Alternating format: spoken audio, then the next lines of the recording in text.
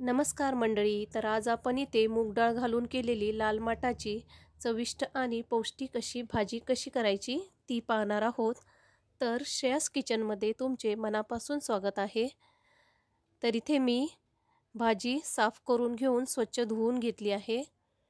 त्यानंतर मी इथे ही भाजी बारीक चिरून घेतली आहे। तर इथे मी 2 मीडियम साइजचे कांदे बारीक चिरून घेतले आहेत। इथे मुगाची डाळ स्वच्छ धुवून मी अर्धा तास भिजत घालून ठेवली होती। आता एका मोठ्या कढईमध्ये आपण साधारण 4 मोठे चमचे इतपत तेल घालून घेऊयात। त्यानंतर आपण जो कांदा बारीक चिरून घेतला होता तो घालून घेऊयात। आता हा कांदा साधारण नरम पडेल इथपर्यंत आपण परतून घ्यायचा आहे,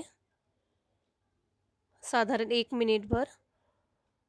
आता यात आपण जी भाजी बारीक चिरून ठेवली होती ती आपण यात घालून घेऊयात।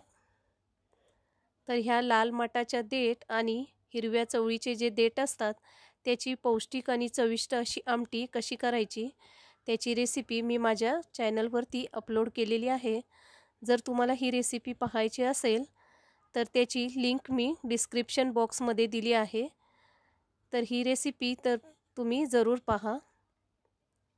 ह्या अशा पद्धतीने आपण ही भाजी मिक्स करून घेऊयात।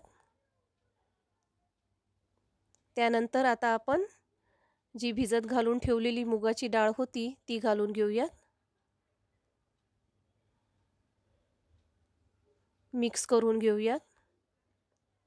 आता ह्या भाजीवरती झाकण न ठेवताच ह्या अशा पद्धतीने सतत ढवळत राहून 2-3 मिनिटं ही भाजी अशीच शिजवून घ्यायची आहे। आता ही भाजी शिजल्यानंतर सर्वात शेवटी आपण यामध्ये मसाला घालून घेऊयात। इथे मी मालवणी मसाला वापरला आहे। जर तुम्हाला हवं असल्यास हिरवी मिरची वापरली तरीही चालेल। तर आता यात आपण चवीनुसार मीठ घालून घेऊयात।